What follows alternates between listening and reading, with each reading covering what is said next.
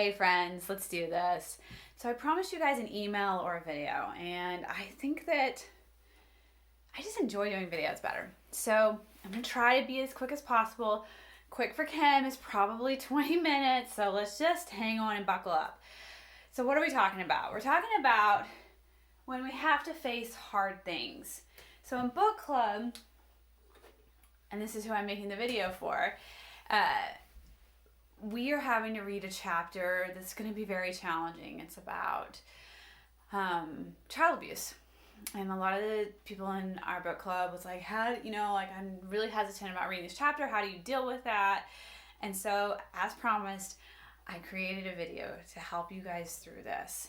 Because it is hard. The book we're reading is The Body Keeps the Score, and it's about trauma. And there's so many different perspectives and angles to come from with trauma. So let's just talk about that first before I jump into the video.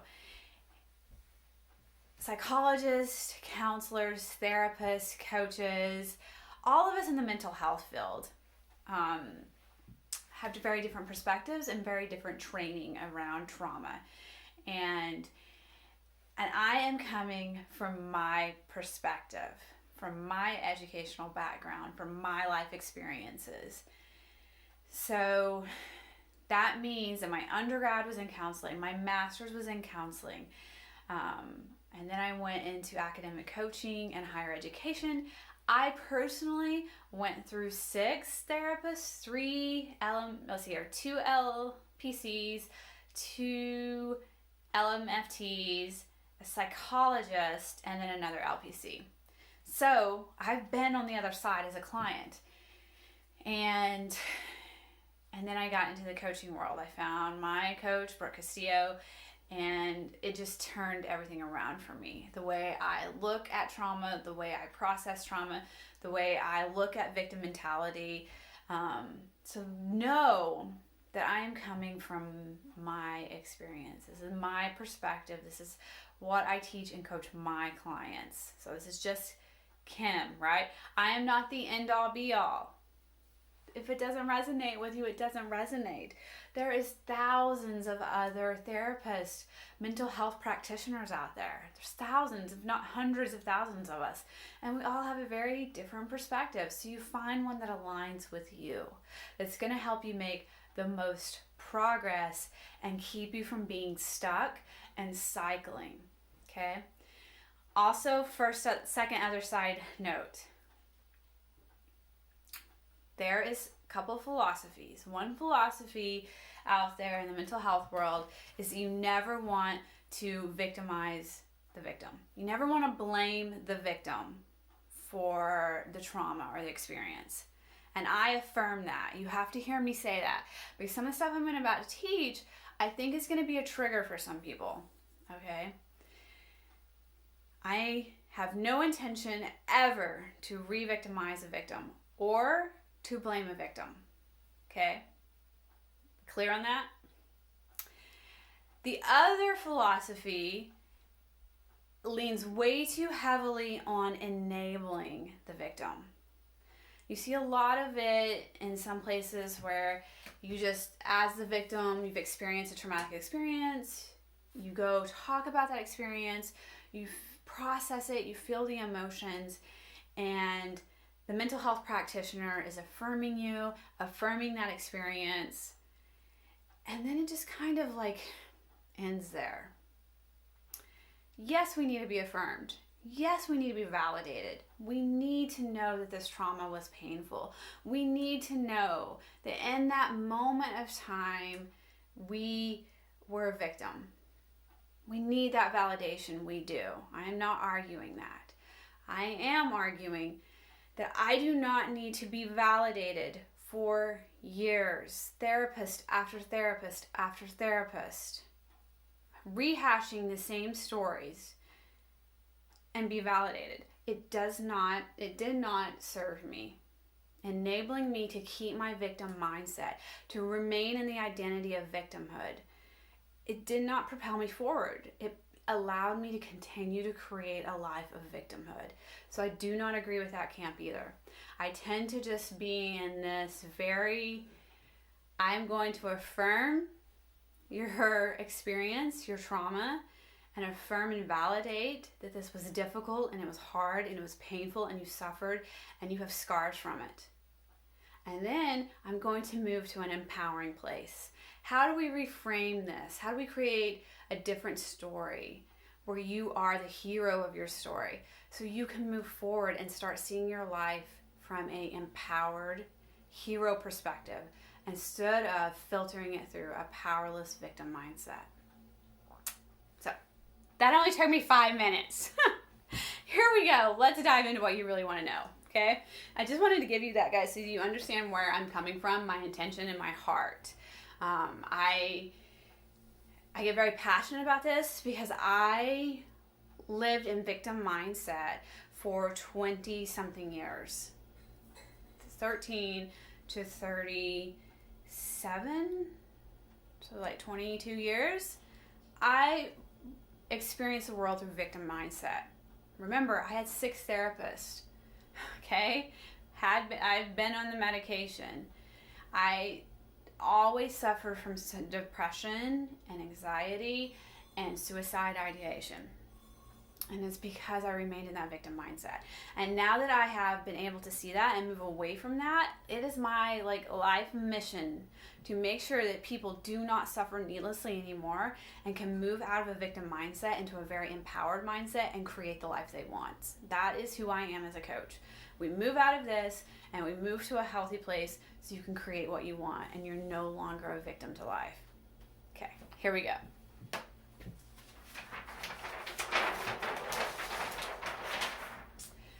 I got this idea from my coach and I love it, and I have yet to find any evidence to prove that it is not true. So what it is it 50-50. I'm trying to get out of your guys' way so you can see it. 50% of the human experience is beautiful. It's wonderful. Like love and happiness and joy and holding your baby or cuddling with your pet, right? Like, we can agree that half of our life has been very enjoyable and beautiful. There is also 50% of the human experience that is very painful. Suffering. Lots of suffering, lots of just hardness and pain and suffering. You know what I'm talking about. You can start pulling up your stories in your life right now and rehearsing them to me. It is 50-50 for us all. And it will always be 50-50. It has always been 50-50. If you look through the history of humanity, it's always been 50-50. 50 good, 50 bad. Your life, childhood, teens, 20s, 50-50. The future, 50-50. That is part of the human experience. That's what we signed up to when we chose, however you believe, whatever your beliefs are about coming to this earth. That's the trade-off that we sign up for, is the 50-50 experience. And I love Byron Katie's quote. So she says, when we argue with reality, we only lose 100% of the time.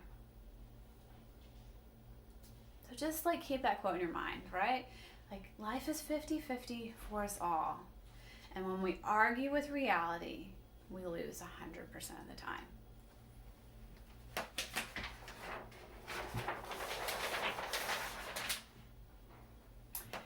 The good news is that is our perfection as humans.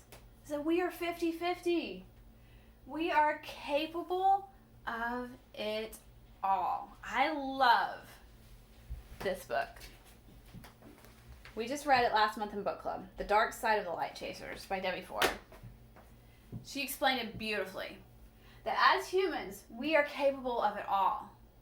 Each and every one of us. There is no exemptions. I am capable of amazing goodness, amazing greatness, amazing compassion. And I'm also capable of the most horrific, evil things. Both lie within me, and they lie within each and every one of you. And I know some of your brains are going to want to argue that. That's okay. It has a belief that says that's not true. That's okay. So evil and good exist, right? Good and bad exist, and it exists within each of us. So therefore, we live in a world that's 50-50, all right? This one, all of us suffer. There is no exemptions, none. All of us suffer. All of us leave this earth scarred. We don't get out of this alive, right? And we leave with scars. And that's okay. That's okay. That we need contrast, right? Like there was no contract when we came to this earth that said it's a vacation. It'll all be beautiful and wonderful and you'll fall in love and you won't have any hardships. It's just going to be perfect. No contract was ever signed saying that. Nor was there a contract signed that said this is going to be a horrible experience. It's going to be really hard. You're going to suffer like all of the time. And yeah, it's going to be terrible. That wasn't signed either. But what was guaranteed is it's going to be 50-50. And we're all getting out of it. None of us are getting out alive. And all of us are going to exit this earth with scars. And that's okay. It's okay. There's nothing wrong with that. We are allowed to have contrast. You don't know how, here's a good example. I don't know how delicious an orange tastes because COVID took my taste away for a while, right? So until, it gives me the contrast. When I get my taste fully back, I will be able to appreciate how wonderful an orange taste. Because now I've gone a while with not being able to taste it. We need contrast. Okay?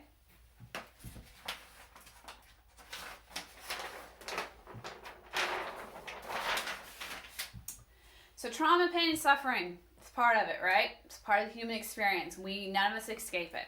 And I just want to drive that point home. Okay? Pain, trauma, suffering does not discriminate.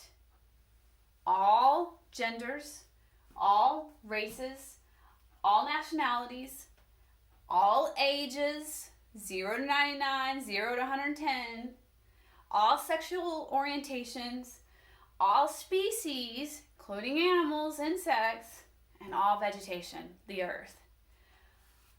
Nothing is exempt from trauma, pain, and suffering. That is a lie that a lot of us believe. We don't understand it's a lie. We think that our pain and suffering is unique and that others don't understand or others don't experience it. Or we go the other way and say, well, my pain wasn't as bad or traumatic as this person's, so therefore it really wasn't that painful. No. Okay?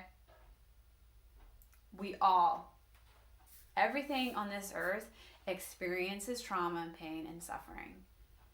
The levels may be different, but pain is pain is pain is pain, regardless of the circumstance that created the pain. Trauma is trauma is trauma, regardless of the pain, the circumstance that created it. We all experience pain, we all experience trauma, we all experience suffering, and it feels very real to us and very painful to us. So when you try to diminish your pain, your suffering, because your story isn't as bad as somebody else's, you're taking your pain and your suffering and you're pushing it down and you're not processing it. We have to honor it. I felt pain from this event. Maybe my parents were really good parents and I didn't suffer childhood abuse, but this event in my life really was very painful for me. We don't quantify it. We don't have you're the winner of the suffering contest. Your story's the best. You win. Who wants to win that fucking competition? No one. No one wants to be the winner of the suffered the most. Pain is pain. Trauma is trauma. Suffering is suffering, okay? We just have to acknowledge that and honor that in us, that we experience that. All of us. No one is exempt. Nothing is exempt. Okay, so then let's talk about a couple ways. There's more, but we're just only going to talk about two because no one wants this video more than 30 minutes long. So 2 ways to engage with this. Okay. The first way I see people engage with trauma and suffering and pain is they begin to identify it with it. It becomes part of their identity. So a large part of our culture has victim mentality, right? It's just kind of a cultural norm almost. And so we take this traumatic event that we perceive ourselves as a victim as, and we make it part of our identity. And a lot of this happens in childhood, so we don't even realize we're doing it. And we don't consciously say, I'm a victim of my life, right? But we start showing up that way because deep down we believe we are powerless. We don't have control. The control and the power lies outside of us, and other people can take it. That is kind of the sinister belief that is a trademark of victim mentality. Okay, that's the one that drives that victim mentality. So then when we start identifying that I don't have control of my life, I'm powerless, others have control, others can do whatever, and I am weak and powerless to that, whatever. You know what I'm saying. So it becomes part of your identity. Some people take that past event, that traumatic event, and they write it into each chapter of their life. So let's just use an example, like in the book, we're going to talk about childhood abuse. Like you're 6 years old and you've been sexually molested, okay? You grow up and now you're 24 years old, right? And the person that molested you is dead and gone.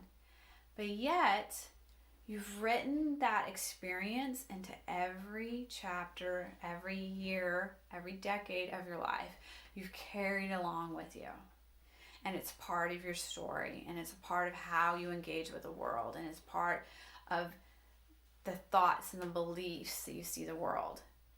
Instead of leaving it in the past and seeing, like, I'm not in that circumstance, that person isn't here, I am an adult, I live a different life, we just continue to filter the world through that 6-year-old's eyes.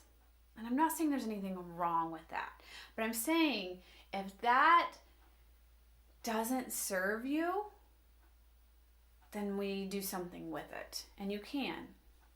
Okay? I already talked about victims mindset. Blame is a huge red flag. If people blame other people, and you find someone that just blames everyone, blames other people, blames their parents, blames their spouse, blames their boss, blames their coworkers, blames the government, blames their religion, just keeps blaming, that is a marker of victim mindset. Because they do not believe that they have control. They believe all these exterior things that they're blaming has the power and control. Cycling. You're cycling the experience, you're cycling the thoughts, having flashbacks, whatever you want to call it. It's just constantly being cycled. And you just feel an overall sense of lack of control and powerlessness in your life. This is one way people engage and handle this. They don't know differently. I always stick with we do the best we can with what we have. With what tools we have in our life, we do the best we can. That 6-year-old that I used the example did the best they could with that circumstance and experience with what tools they had. Okay? You are doing the best you can with what skills and tools you have. So a lot of people get stuck in this identifying with the trauma. They don't know how to get out. They don't know what to do with it. They just know it's they're in pain and it's part of their story. And they just are trying to live, white knuckling it, gripping through, trying to be better. Because they just don't have the tools yet, or they haven't been taught, or they haven't been shown a way to be different.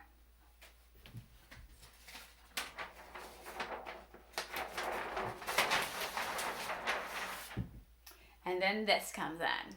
And that's what I did, right? My story, 22 years of white knuckling it, trying all the things, reading the self-help books, going to therapy, taking the meds, right?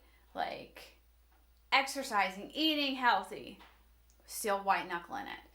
And then I found my coach and I found life coaching, and this changed it.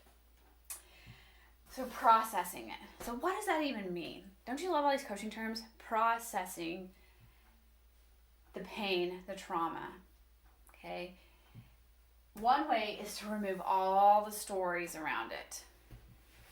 We have lots of stories. Brain has 60,000 thoughts a day. 90% of those thoughts, according to Dr. Joe Dispenza, are the same thoughts that we thought when we were 7 years old. A lot of them are unconscious thoughts, right? And our thoughts and beliefs are how we filter the world. Our brain can only take in so much information. So it puts a filter on to what is relevant information and what is irrelevant. If it is irrelevant, it does not allow that information in the brain.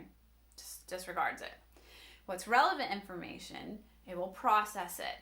So if you have a belief or a thought, the brain is going to look for information that is relevant to that belief or thought. And so that's all you're going to be able to see. So that's where the stories come from.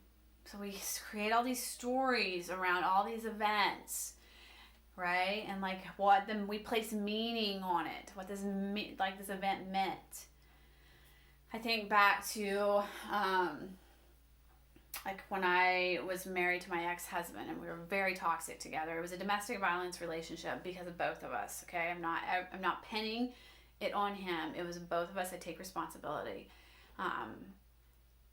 But I had a meaning and a story around that. If he was different, I would be happier, right?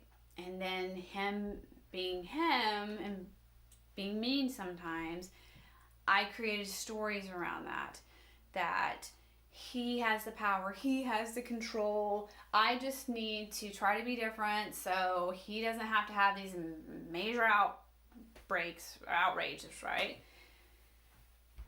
And then I put more stories. I have a bad marriage, right? Like I can't get out of this. I'm stuck in this. And when you start stripping it down and taking all the stories away, and you just go to a man and a woman that lived in a house, and the man said words and the woman said words. What meaning do I want to place on that? Do I say like he said words? Do I put meaning on them? I said words. Do I put meaning on them? What do I want to do with these words that are words? And then when I come down to like this, it's like, oh, well, okay. It's a story. I don't want to be in a relationship with another human and where these words are experienced all the time. That's it. It's not a very good example, but I have a tendency to really go extreme examples because that's how I learn well. And I'm just trying to not do that in all of this video. So I hope you can see you have lots of stories around your event. Stories that you've continually created and believed. And pulling it down to just the facts. The bare bone facts. And then you can start deciding what meaning you want to attach to it. Identify when or where your power is and has always been. You've always had the power. We've always had the power. You always have. No one can take control of you or take your power. Because where does your power and control come from? Your brain. And unless you have been drugged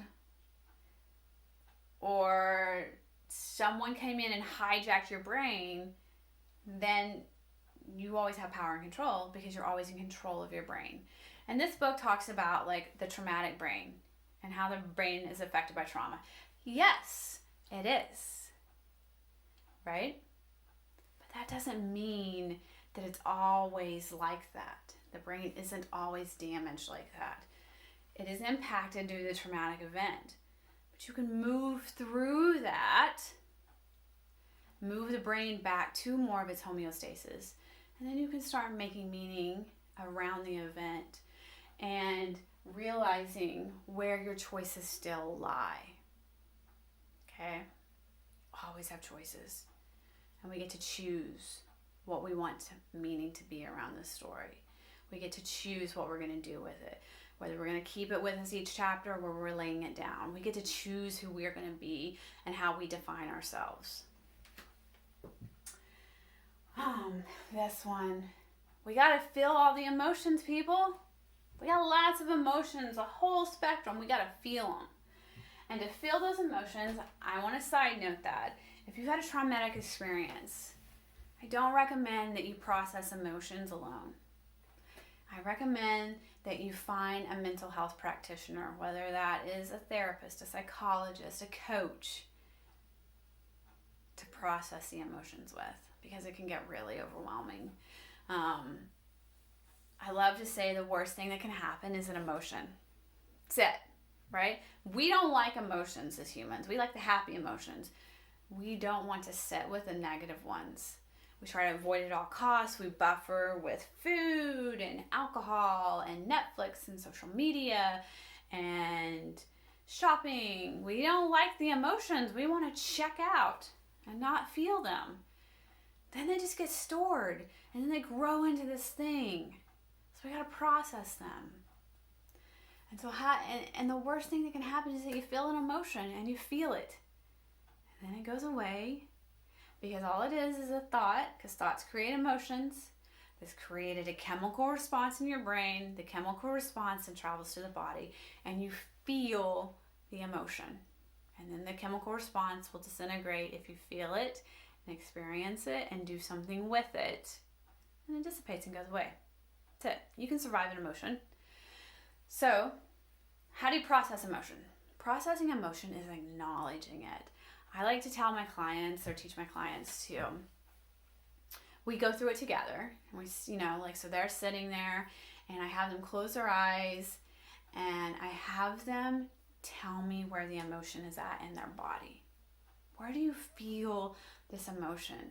Do you feel it in your chest, in your belly, in your sacral? Do you feel it in your traps, your back, your shoulders, your hips, your glutes?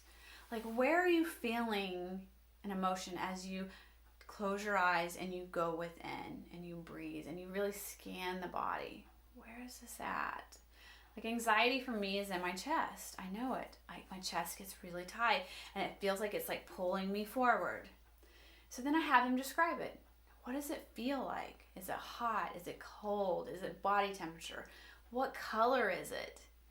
Is it hard? Is it soft? Is it smooth or rough? Just imagine like describing this emotion in your body to an alien, right? That does have no clues what human emotions are. So, or a child, right? Like, if this emotion was a physical thing, here's how I would describe it. It's in my chest. It feels very heavy. It's black. It's kind of vibrating, and it expands out and contracts in, or it stays still. It feels like it's traveling up and down. That's how you process emotion. It's going within and checking in the body. Where is this emotion at? What color? What? Use your senses to describe it out loud, internally, on paper. I recommend either doing it out loud or internally so you can keep your eyes closed and you really can stay present to that emotion. And a lot of times there's a couple places where it's stored and you just stay present with it and you feel it and you allow yourself to cry if you need to cry. You allow yourself to shake if you need to shake. You allow yourself to just really feel it and breathe through it. And a lot of times it's in two different places, so we'll bounce back and forth. We'll stay at one. We'll take some breaths in there, feeling it, describing it. We'll move to the other, take some breaths, feel it, describe it, go back to the one, breathe into it some more, and ask it questions like, what are you trying to tell me? What emotion, what is this emotion? What is it trying to tell me? What message is it trying to send me? And then that's how you process it, my friends. And so, like, that's why I say, if like you've had some really traumatic experiences, I suggest you do this with a coach, a therapist, whatever. So you're not alone in the journey. But other things that aren't so like emotionally charged, you could totally do this alone. So, we are gonna have scars, okay? Like there's no getting out of here. Again, we're gonna have scars. You get to choose whether it becomes a scar. Like, let's see here. Like, I have a scar on my hand where, I don't know if you guys can see it, where I burnt myself in the oven. I don't even pay attention to it. I don't spend much time thinking about it. It's just a scar on my body. Move it on. Or we get to choose to leave it, let it be an open wound. And just constantly picking at that, right? And obsessing about it and allowing it to be the thing that drives our brain to filter it. It's okay to have scars. We have scars. It makes who we are. Like, I have all these scars and it makes me who I am. Your scars make you who you are, and that's okay. None of us are getting out here unskinned. Also, beliefs and thoughts filter the world, and we talked about that, okay? What you believe about the world, your thoughts about the world, what your beliefs about you and who you are in the world and your power and control in this world is what you're going to see. Your brain is going to find evidence to prove those beliefs true. It does not like being wrong. So it's going to find evidence to prove those beliefs and thoughts true, my friends. So an example, there's lots of stories of people that have went through horrific events. I remember a story when I was in undergrad that we had to read of this little boy, his mom, evil is the only word I can think. She would lock him in the closet, and then she would punish him by taking his hand and putting it on top of a hot stove, right? Like, horrible. It was terrible, this poor little boy's life. But he decided to see heaven on earth. And so as he became his own man, he chose not to see hell on earth, which he lived. He chose to see the world from a different belief system and create his own heaven on earth. And what I mean as heaven on earth is that we can see the positive. We can believe in our ability to create beautiful things. We don't always filter the world through this negative. Everybody's out to get me. Everybody's out to hurt me. Those were my beliefs before. Everybody's a predator. I'm never going to get what I want. I have to be lucky or born into it or have some special gift, right? Thoughts that did not serve me. And I was living hell on earth. But when I chose to see the abundance and that I can create and I am in control, I shifted to a heaven on earth.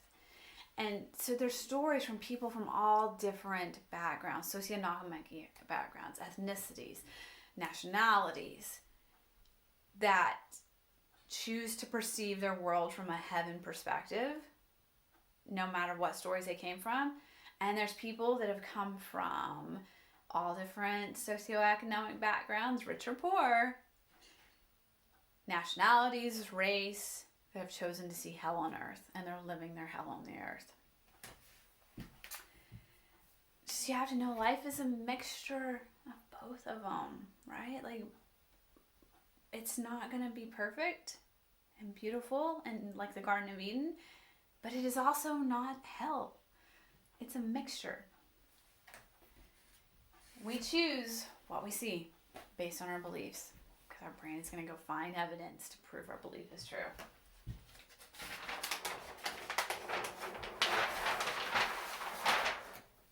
Hang with me, guys. We're almost done. 34 minutes. So your life is in your hands. Like that little hand? Yep. Drew that for you guys. Your life is in your hands. It's your story, right? Yes, these things happened to you, and they were hard, and they were shitty, and they were very painful, and they have dramatically impacted and changed your life. Yes. It's happened. but it's still your life. And you still get to write your story. Those were events in a specific point in time. They do not continue to exist in most circumstances throughout your life. You're just taking those stories with you, right? We can acknowledge those stories in those point in times, and we can honor those stories, and we can feel those stories and how they impacted us, and we can mourn, and we can be sad, and we can feel all the emotions, and then we make a decision. Do I leave it here in the past, or do I take it with me? It's your life. It's your story. Things will happen, okay? But you remain in control. Why? You control the meaning that you put around this event, circumstance. The story you put, and you control the meaning and the story you put around the event. You get to. As adults, the prefrontal cortex, you get to choose the meaning and story. You get to control how you think about it, okay? Do you want to think about it from a victim mentality? Or do you want to think about that event from an empowered mentality? It's an event, it happened to me. I process the emotions, and now I'm letting it go. Because that is not who I am. That is not my identity. That is a circumstance that happened and impacted my life.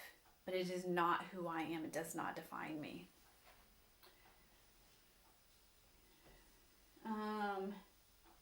Yeah, your life is your story, my friends. So I hope this helps. I hope this helps you guys deal with hard things. And as we go into this chapter and like keeping this all in perspective, like this is a human experience. It's 50-50. There's some really hard, shitty things out there that happen to all of us, some of us.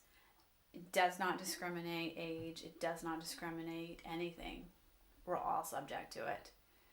But that does not mean that it has to overshadow the rest of our lives.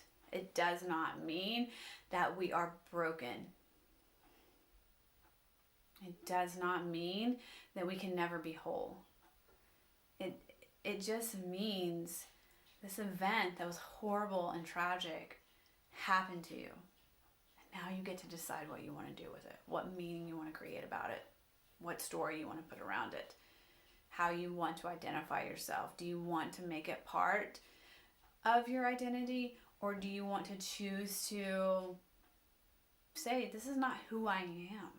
My character, my soul, this doesn't define or affect who my soul and my character is. This is an experience. I experienced, it changed me and impacted me, and I'm moving forward. And this is my life. I'm the captain of my ship. I'm in control because I control my brain, my thoughts. I choose which ones serve me. I choose which ones don't. I choose what stories to keep. I choose what stories not to keep because I am the creator of my destiny. I happen to believe that we co-create with Source, the universe, God, but I still believe it's a co-creation. That my life is not defined by my past or events that have happened to me. My life is defined by me and my thoughts and what I choose to co-create. I love you all. I will see you sometime soon.